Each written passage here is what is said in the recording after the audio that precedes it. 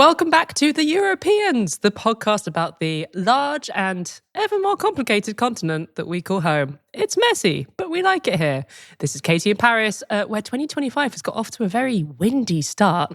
And as always, on the other end of the internet in Amsterdam, it's my friend Dominic Kramer. Hi, Dominic. Hi, Katy. It's windy here too. I feel a bit shoved around by 2025 so far, to be honest. Oh, what a metaphor. Isn't that just the Netherlands, though? Windy all the time. All right, yes. There's that competition, isn't there, on that island for cycling into the wind or something? It's true. There is. It is famously windy and flat. But Happy New Year, Katy. Happy New Year. Did you have a good break? Yeah, I did. I had a great Christmas, although it feels like quite a long time ago now.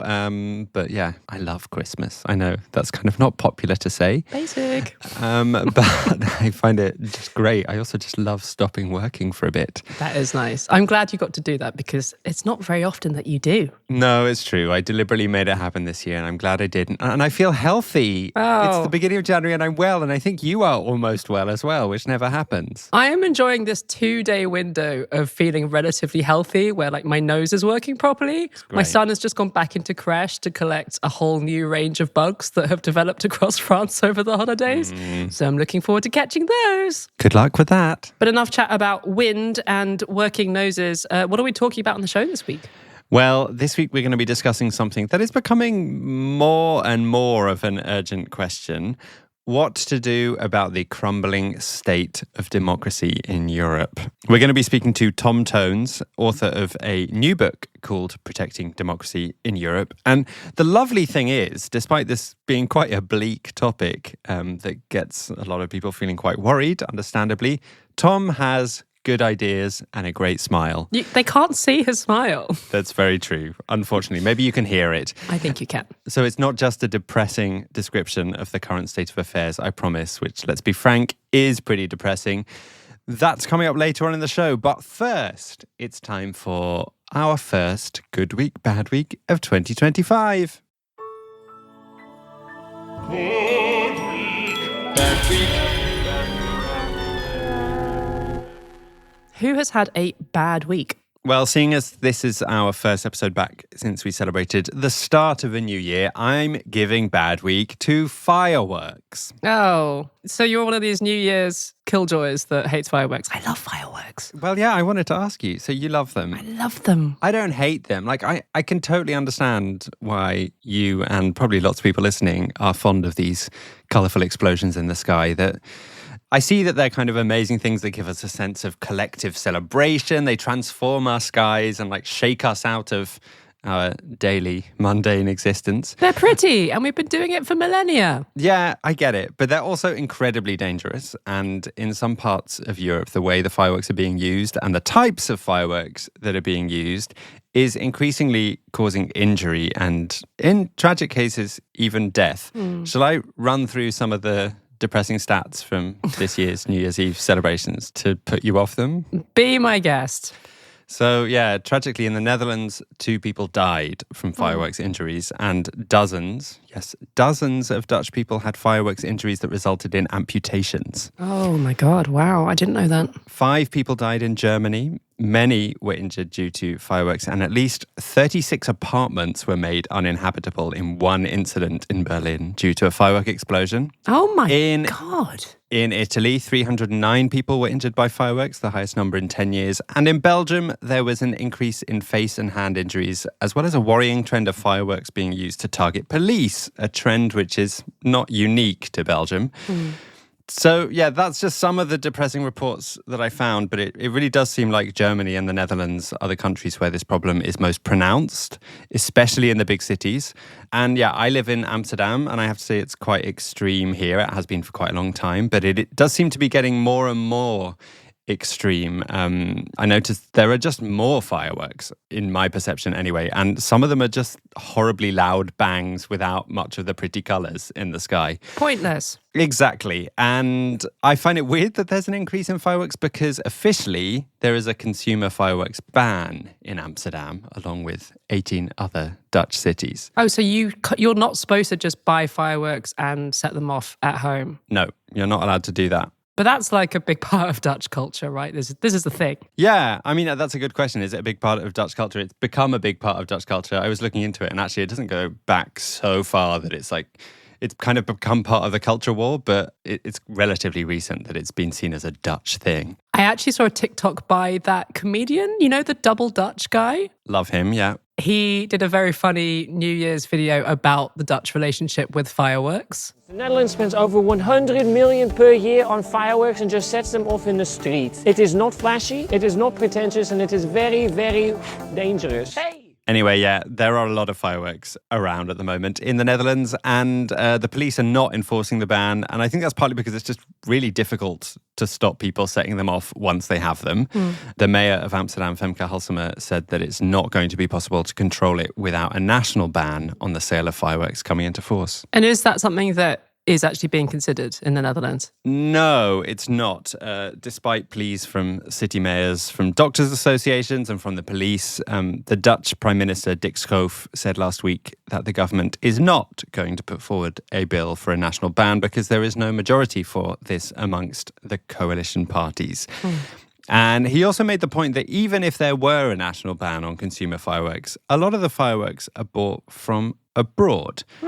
This is also the case in Germany, where some of the most dangerous fireworks, such as the infamous Kugelbomb, somewhere between a firework and a bomb, are already illegal in Germany, but can still be bought over the border in Poland and the Czech Republic. This Schengen zone, borderless area that many of us live in, is great, but when it comes to something like fireworks, it means that national bans can be pretty ineffective. I mean, if these Kugelbomb things are so dangerous, is there any pressure for like a Europe-wide ban on ones like that? Well, I looked into it, and there is actually already some European Union regulation on fireworks standards and like which categories of fireworks are allowed. For example, there is already an EU-wide rule that the most dangerous fireworks, so-called Category 4 fireworks, are only allowed to be sold to professionals. That said, there are various differences in national legislation and around how these regulations are policed across the continent. But I noticed that right now, many politicians seem pretty wary or nervous about coming out and backing further fireworks bans at the national, let alone on a European level. The Flemish Mayors Association are one of the few big groups that I found that are currently really pushing specifically for a Europe-wide ban. But I mean, there also has been quite a big political reaction in Germany to the shocking news of deaths and riots that took place there on New Year's Eve. And Olaf Scholz, who's Germany's chancellor, at least for another few months, has said that tougher regulations are necessary. But let's be honest, it's unlikely he's going to have any chance to enact any change in legislation around fireworks if the polls for Germany's federal election in February are anything to go by. Spoiler alert, he's almost certainly not going to be chancellor in a few months' time. Maybe this will be his swan song, though, you know, a sort of firework killjoy policy, just to round things off. It would be a bold election campaign. But honestly, I really hope there will eventually be a political consensus across the EU to better regulate or ban the sale of some of these fireworks. But at the moment, I haven't seen many politicians in power looking like they're going to spend much political capital on the issue. I suspect it's one of these things, like, given the absence of general fun in the world right now, it seems to be one of these things that politicians, like, don't want to touch because it'll just make them look like party poopers at a time when things are generally miserable. It's true. And it's also really hard to regulate because it's not just about what fireworks are sold to whom. It also seems that many of the fireworks that are most dangerous and that have gone wrong have been homemade or adapted or bought illegally already on the black market. So it's pretty tricky. I know that if my cat could talk, she would definitely want to come onto the show to advocate for them to be totally banned. Yeah. The animals really hate it, don't they? Yeah. Babies too. I was really surprised. I showed my son fireworks for the first time, expecting him to be filled with magic and wonder, but he was just horrified. It was like, what the hell is happening? Yeah. I think it can be quite traumatic for pets and apparently for babies too. And sorry if I'm starting to sound like I'm running the anti-fireworks lobby, but I haven't even mentioned the effect that fireworks have on the environment. There was one particularly bleak report from Bulgaria from the Green Balkans Conservation Organization who said that in one event, over 1,000 birds died as a result of stress or wounds related to fireworks outside the town of Koprivstica on New Year's Eve. Tragically, the birds were also a rare breed of finch who were protected under biodiversity laws. That's just one of many depressing happenings thanks to these colourful explosions. And when it comes to pollution, I saw a study that came out in the Netherlands last year that suggested that the fireworks set off in this country on New Year's Eve alone emit as much particulate matter in one evening as 7 months of all the cars in the country. Oh my God. That is, okay, that's horrifying. Okay, fine. I think I've had enough. You have convinced me to temper my enthusiasm for fireworks. Good. Okay, so I'm giving bad week to fireworks. And before I stop talking about them, I want to mention that it seems like they're very popular, and they are popular, but actually the latest polling in the Netherlands suggests that a comfortable majority, 57% of the Dutch public, would vote for a national ban on fireworks. So actually, maybe they're not as popular as you would think. Maybe there's just a very strong and vocal minority of people who back them. Anyway, it doesn't seem to be such a problem in France, does it? People there just stick to the national hobby of setting cars on fire. Yes, and dustbins during strikes. We have other things to burn. Also probably not great for particulate matter. Probably not. Who's had a good week, Katy? I think Greenland's pro-independence movement has had a pretty good week because it's been given quite a lot of fresh momentum in the shape of a big New Year's speech by the Prime Minister, Mute Bob Eir, calling for Greenland to declare full independence from its former colonial masters, Denmark, once and for all. Eir is the leader of a pro-independence party, so maybe you'd think, is it really that surprising for him to do this? But it does feel like quite a shift in rhetoric from the Prime Minister. He's been in the job since 2021, and he has previously said things like, independence will happen, but I'm not going to put a date on it.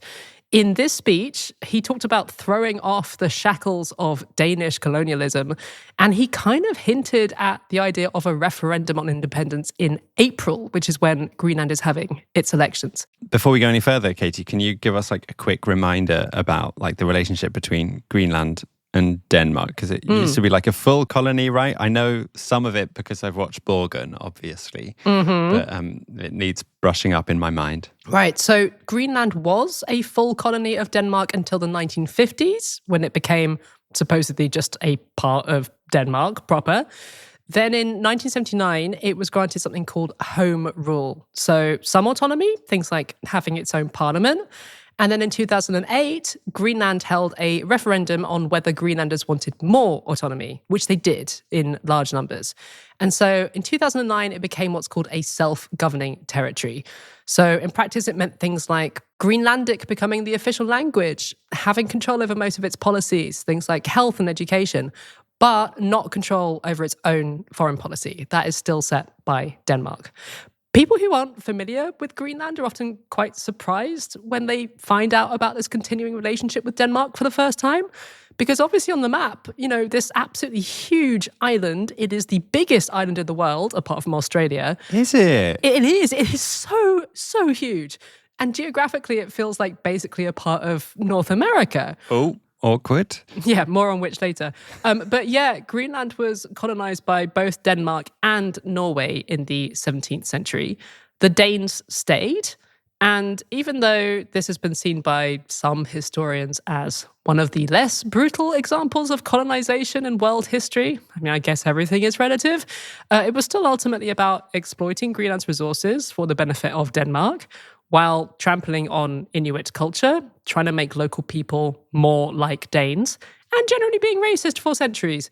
There have been several scandals unearthed in recent years, including this awful forced contraception scandal. Thousands of Greenlandic girls and young women were forced from the late 60s onwards to have contraceptive coils fitted because the Danes were trying to keep the local population down.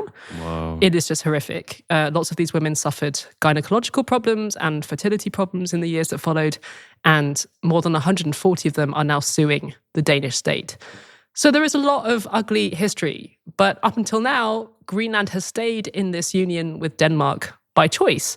They do have the right to hold a referendum on full independence under this 2009 agreement, but up until now, they've chosen not to do that.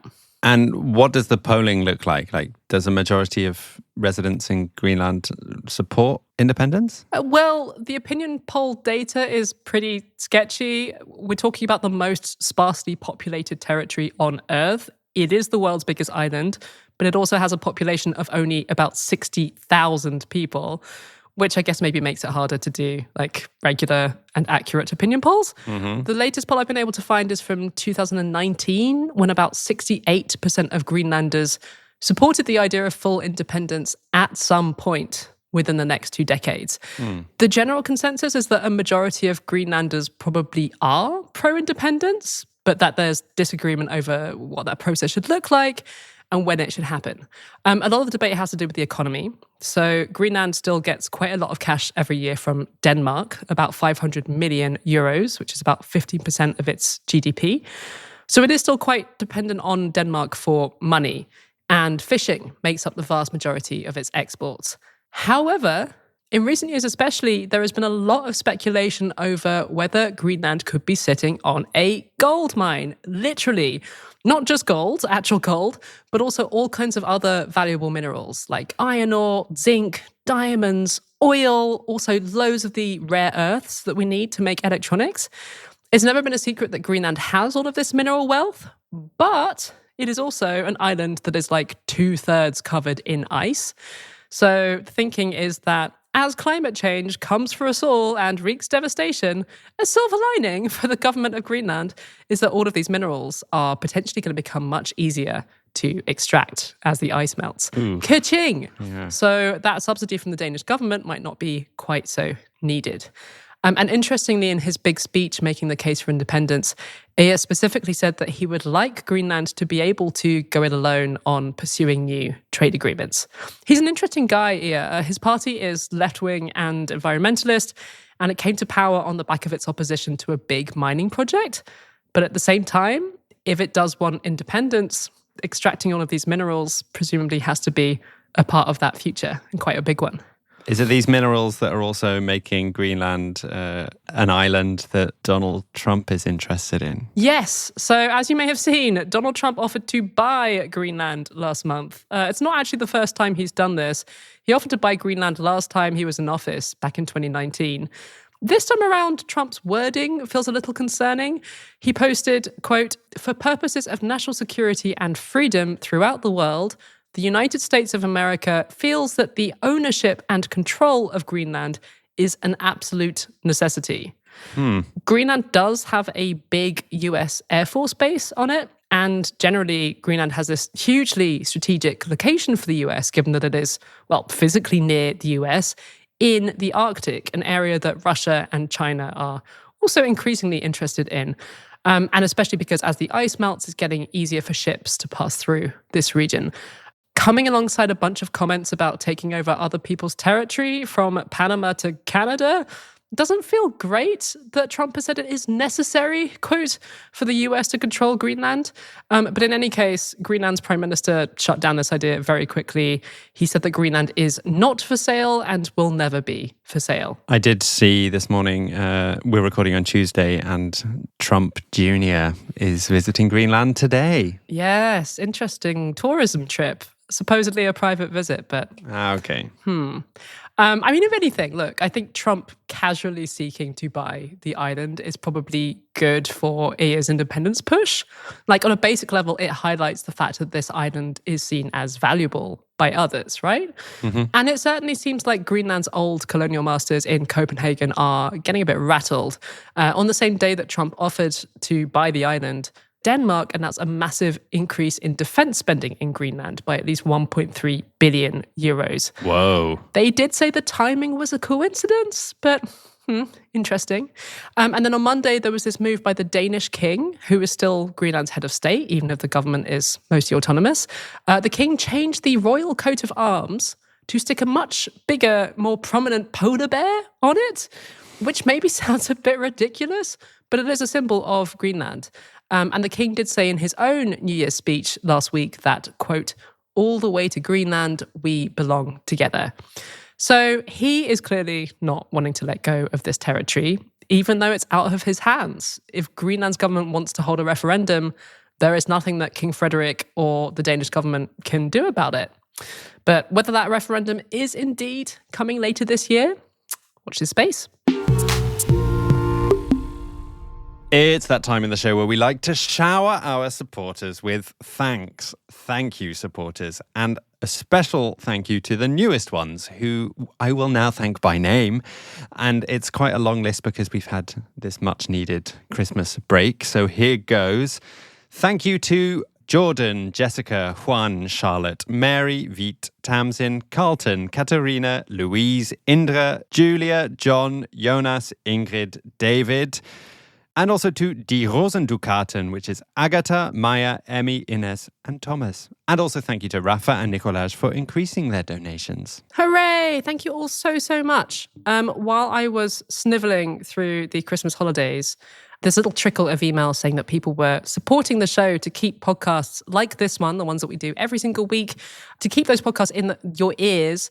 Those emails really stopped me from feeling truly miserable when I was at my sickest over Christmas. And the other thing that made me feel really happy over Christmas was another little flow of emails landing in our inbox, each announcing a new donation to our crowdfunding campaign for the new series that we're making, Who Does It Best? If you haven't heard it, go back and listen to the special episode that dropped, a couple of months ago now. But it's a series that aims to work out which country in Europe has the best policies on things that shape our lives, from housing to childcare to drugs. And as of today, we are at 95% of our target. Can you believe it, Dominic? Yay, I can't believe it. Thank you so much, everyone. And if you can maybe help us get over the line with that final 5%, then that would be amazing. The link for the crowdfunder is snaking across the top of our homepage of our website, europeanspodcast.com.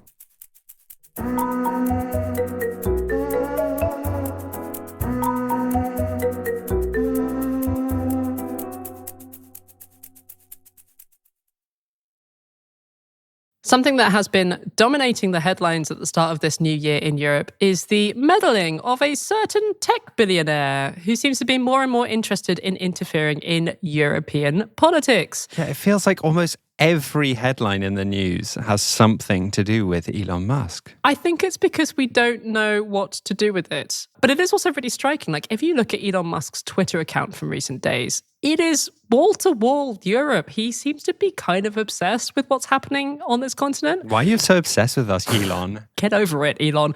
He's been wading into UK politics, posting a bunch of misinformation. Yeah. In Germany, there are concerns that his support for the far-right AfD could genuinely influence the results of next month's elections. This is someone who owns one of the world's biggest social media platforms, who has largely turned it into a platform that promotes far-right views. And in general, this feels like an emerging threat to European democracies in 2025 that, no one is really sure what to do with. All of that is coming after a crazy election rollercoaster in Romania in December, where a far-right candidate emerged from nowhere to become the presidential frontrunner after an aggressive Russian effort to push him and his ideas on TikTok. That election has now been cancelled by the Constitutional Court in Romania, but the jury is still out on whether it's a good thing or not for Romanian democracy that it has been cancelled.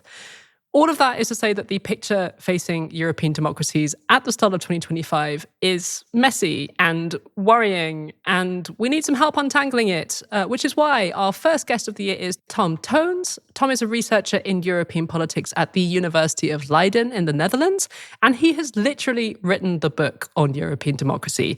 His new book is called Protecting Democracy in Europe. And it asks why the EU has been doing a not great job at defending this very precious, hard-won thing that we are so lucky to have in Europe. And he also makes quite a lot of suggestions for what the EU can do better to protect our democracy and make sure it's still here at the start of next year. We gave Tom a call at home in Rotterdam.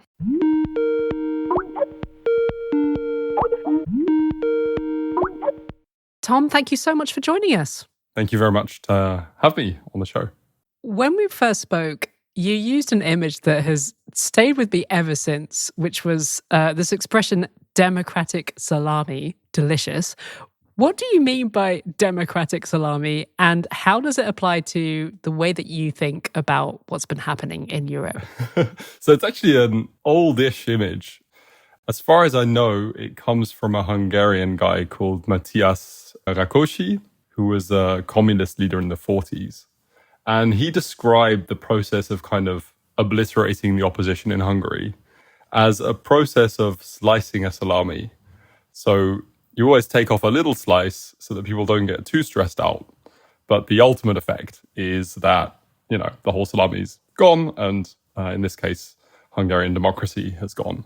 And it's been picked up in academic literature to describe the process of democratic backsliding. So small, incremental reforms, which don't necessarily rock the boat massively, but over time add up to something very substantial. Could you give us an example of what like a slice of salami might look like in democratic terms? Sure. So if we stick with Hungary, their democratic backsliding has been going on since at least 2010. And one of the first reforms that Viktor Orban makes when he gets this kind of massive majority in the Hungarian parliament is to lower the retirement age of judges. Mm-hmm. Seems like something pretty obscure, but the result is that a huge number of judges who had been appointed under the previous government were kind of pushed out and could be replaced by friendlier judges. So we've been seeing bits of salami being cut off quite a lot over the last few decades, I guess, but it seems to be happening at a faster and faster rate. And kind of especially over the last few months. And you published your book, Protecting Democracy in Europe, just 2 months ago. So it's really pretty current, but I can't help but wonder, have things got even more desperate for democracy since you published the book? Or is it just that the kind of grimness of the state of democracy at the moment has come into focus? I think certain international events bring things into focus especially strongly, especially strikingly. Trump's election in the States is a good example, I think, of something that really focuses minds on what's happening. Elon Musk's role in that election is a pretty stark example of how plutocrats can use their wealth to undermine democratic procedures. And he does seem to be more and more interested in what's happening in Europe, Musk. Yeah, so he's been intervening in his typical petulant way in Germany, in the UK. He has lots of people he thinks might be his friend for reasons that are sometimes difficult to understand in different countries. And there's still overtures being made to him from the political centre and the centre-right. So famously, Macron in France tries quite hard to please Musk. You can see the recent invitation to the opening of Notre Dame as an example of that. These things playing out on the international stage definitely focus minds. There's been some European developments which are pretty shocking. In Romania, the second round of the presidential election being cancelled is kind of an unprecedented example. I think that the overall trend towards less democracy is one that is accelerating, but not at a huge pace, right? So the salami slicing example is actually a good image because it is still the case that the way that this happens is via incremental, piecemeal reforms that undermine democratic foundations rather than via coups or via wars. At least in the European context, that's what we're seeing for the most part. And I'm sorry to keep things so focused on the sausage, but what has the European Union's response to the slicing away of this salami been? Are there any good examples in which the EU has successfully provided like a barrier against this chipping away of our democracies? In the whole, I'd say, and a lot of my book it tries to lay out why and how the response has been inadequate. I think if we take kind of democratic backsliding in Europe in the period I'm looking at as kicking off really around 2010 in Hungary, then you can see for the first 10 years, European actors don't really do all that much. And in the book, I argue that one of the reasons that that's the case is because European politicians and the European political context was kind of burned by an earlier embarrassing bad experience with the Austrian far right when they joined the government in the year 2000. They tried to organize some sanctions and some kind of boycotts, which were very embarrassing and didn't work very well. And for that reason, there was a lot of reticence when then things started to come up in Hungary. to really take a strong position, for example, with sanctions or with legal tools that the EU could use to respond to democratic decay. If there's an example of the EU doing its job well in this context, it's also really hard to say. And this is where I pull the academic card, right? We don't have an alternative world. We don't have a test world where we did things differently, that we could see how things would have turned out. In general, I think me picking out like a couple of pearls in a generally pretty murky assembly of developments wouldn't be helpful, in the sense that my whole kind of spiel in the book is that the response has been overall pretty bad. Well, that's pretty bleak, but thankfully we're talking to someone who you actually also have quite a lot of ideas for how things could improve. In a nutshell, what are some of the things you're proposing in your book? So in the second half of the book, I try to lay out a strategy that I call coherent democracy protection. And this focuses around three different things. Firstly, I say we need to recognize that a really wide range of EU actors are actually complicit in democratic decay in EU member states. And if we recognize that that's the case, then that means that they all have, or that many institutions and actors, far more than we might otherwise think, have a responsibility to respond. The aim of that chapter, the aim of that kind of message, is to empower, to encourage member state governments and citizens and political parties and all sorts of actors that we don't usually focus on to kind of pitch in and to do their share in responding to democratic decay. The second kind of proposal, or the second track, is to focus on trying to limit the power of authoritarian actors in EU politics. So right now, there's certain contexts wherein, for example, Viktor Orban's government is massively powerful because they have a veto of certain decision-making. And we should think much more creatively about how we can circumvent that kind of power. Because if we agree that Orban's government isn't a democratic government, then giving them a veto over some really important decisions like aid to Ukraine or whatever it is really dangerous. And then the third, I argue that we should, across a whole series of different levels, from the kind of European and national levels to the more citizen and civil society levels, we should try to cultivate pluralist organizations, civil society organizations, free press, critical academia, all of these things. We should try to support them where they're under threat. And that can be done at a very small scale, but it can also be done at a really large scale. And I think there's loads of different overlapping reasons for why that's a good thing to do. Do you get the sense that European leaders are starting to enact these ideas? Or is it just something that they seem to be blind about and really, really need to just get started actually doing? That's really tough because we see different things and they pull in different directions. So on the one hand, we see that, for example, about the EU budget, there have been steps to make it more conditional on certain performance, especially on the rule of law. So now quite a lot of money is being withheld from Hungary and from Poland. That's being released more slowly now because of these anti-democratic reforms. That kind of budget conditionality is pretty new. We saw that really coming into play in the COVID period when people were proposing that the stimulus funds after COVID were made conditional on rule of law performance. So that's a development which I think is good and quite a powerful development in recent years. At the same time, there have been some recent developments in European politics which are really troubling. So now we have, for example, a vice president of the European Commission who comes from a far-right party. Unimaginable even 5 years ago, I would say. You mentioned just before we started recording that you'd had one of the events to launch this book at the European Parliament. And I was wondering, is it people you'd expect that turn up to something like that? Or are there people outside the kind of bubble that you'd expect, maybe people more on the right that are also concerned about democratic backsliding? I don't really know. So I'd hope that the event attracted a pretty diverse kind of group. But I didn't speak to everyone who's there. I think one of the facts of democratic backsliding, even globally, is that the current threat comes from the right. That doesn't mean to say that that's always been the case or will always be the case. But if you look at prominent examples of democratic decay at the international level, whether it's Modi in India or Netanyahu in Israel or Bolsonaro or Trump, these are all coming from radicalized center-right parties. And it seems that that's where the threat is. So I think there's also a bit maybe more reticence from center-right politicians to engage. As we head into this new year, what do you see as the main challenges facing European democracies that we should be looking out for in 2025? I think, let me try a different metaphor. So we focused a lot on the salami. Let's leave the salami behind.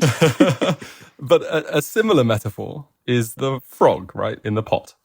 And the frog, well, you turn up the heat slowly, and then at some point the frog doesn't realize that it's getting too hot, and they just kind of stick it out until they boil. I think that's a pretty apt metaphor for what's happening to European democracy. So we kind of become habituated to democratic crisis. And I think for a lot of people, when bad news stacks up, even if they have kind of strongly pro-democratic instincts and values, when bad news stacks up, the instinct is to kind of put your head in the sand and turn off the news and, focus on whatever it is you like to do, baking cookies or going for walks with your dog or whatever it is, right? We've had that time over Christmas. Back to work, everyone. And I think that complacency, that generalized complacency, is the biggest risk. The idea that we could just become used to anti-democratic, far-right actors in politics and business having the upper hand and give up on proposing and fighting for an alternative.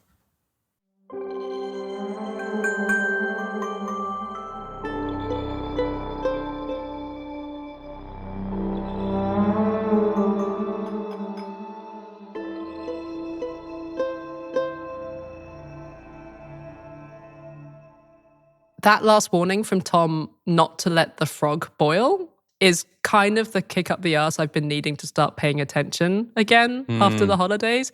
Like, I have been really taking refuge in not really following the news, especially from the US, because it's just too depressing. I don't know about you. Yeah, I've been guilty of that too. And really not just the US. I mean, it seems like all around us in Europe, things are taking a turn for the worst, a turn towards the autocrat. But yeah, we need to do something. I mean, I have to say, I was quite confronted. In December, we got like an official warning from our government here in the Netherlands that we all need to make sure we have like emergency kits for if there's some kind of like major power outage or war or pandemic or like societal breakdown. Great. And we had like official advice on like how much water you need, what kind of tins of food you'd have, and radio. I really got the feeling that societal breakdown was suddenly quite like imminent. Happy New Year, everyone. Yeah. But I have to say, hearing Tom speak makes me think, I'm really glad there are some really clever people thinking about like how can we make sure this doesn't happen. Yeah. So yeah, you should check out his book and see what ideas he's got. I know it's just come out in the US as well. So US listeners, you can get it as well. You can. It's called Protecting Democracy in Europe, and you will find a link to it in the show notes.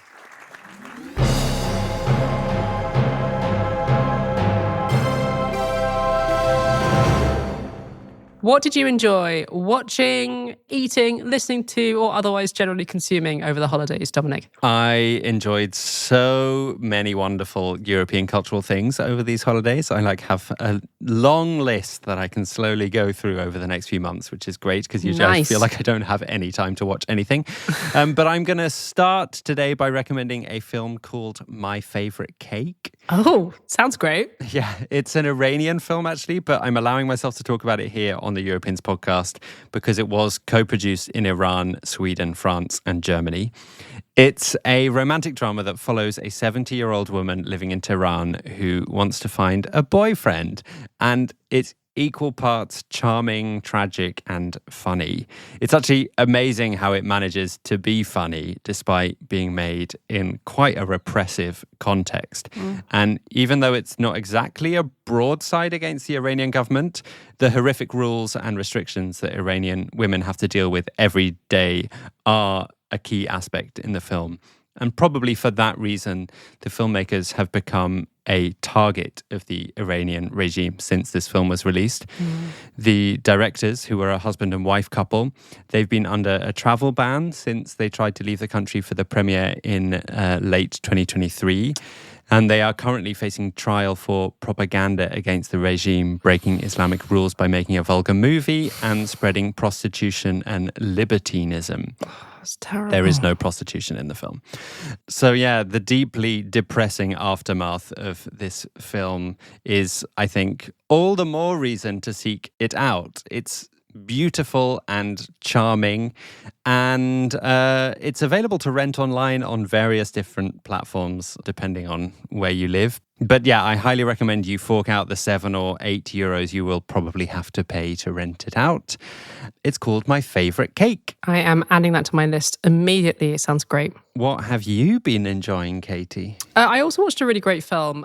Maybe it was on your list of things that you watched over the holidays, Dominic. It's an Italian film called La Chimera. Did you see it? Oh, no, I really wanted to see it. I haven't yet. With Josh O'Connor, right? Yes, Josh O'Connor, who you might know as the young Prince Charles in The Crown, if you've watched that Netflix series.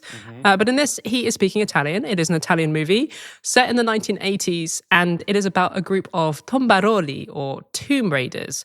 And this was very much a real social phenomenon in 1980s Italy. These ancient Etruscan tombs scattered around Umbria and Tuscany and Lazio, which had been unbothered for thousands of years. In the early 80s, there was this wave of plunder of these tombs for the treasures within them, for the statues and vases and religious artifacts inside, which could then be sold on the black market. And it was really this moment in the history of Italian capitalism, really, where greed took over. And these things that have been sacred for millennia were suddenly seen as, up for grabs. I didn't know anything about this history before I watched this film, but I'm kind of a little bit obsessed with it now. The director, Alice Rohrwacher, she grew up in a town that was full of these tomb robbers, and she's always been fascinated by them. The film that she's made is quite funny. A lot of it feels kind of like an arty adventure movie, but it's also quite bittersweet. Josh O'Connor, who you mentioned, he plays this quite disheveled British archaeologist who has fallen in with a gang of these tomb robbers, and he's kind of lost his way in life. But anyway, if you're looking for a movie that is an art house movie but not unbearably pretentious, it's got a great 80s soundtrack, and it's maybe about a bit of history that is unfamiliar to you, I really recommend this film. It is called La Chimera. I definitely want to see it. It's still happening, this tomb raiding thing in Italy, isn't it? Yeah, I don't want to make it sound like it's a thing that happened in the early 80s and then stopped happening. It does still happen, but it's something that very much took off around that time. Did you also see how well European films did at the Golden Globes this past weekend? Yeah, I was so proud of us as a continent. I like that you can take that. So the Spanish language, Mexican set, but French made musical crime comedy Emilia Perez got the most awards.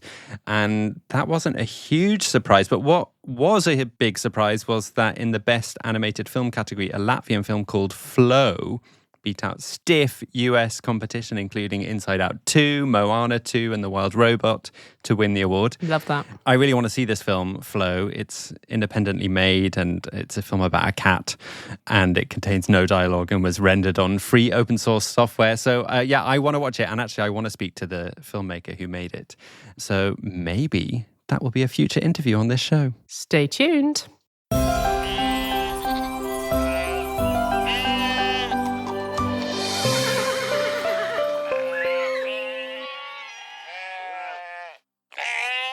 Over our Christmas break, there's been a lot of news of depressing behaviour by politicians internationally. So for my happy ending, I'm going to share an Instagram post from a political figure that I found inspiring and brave.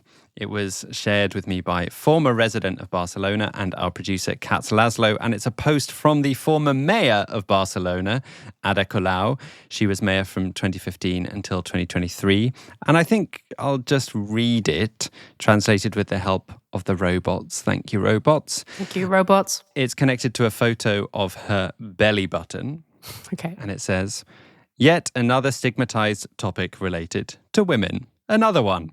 I chose a photo of my belly button not only to catch your attention, but because for me, it's a metaphor for the stage of life.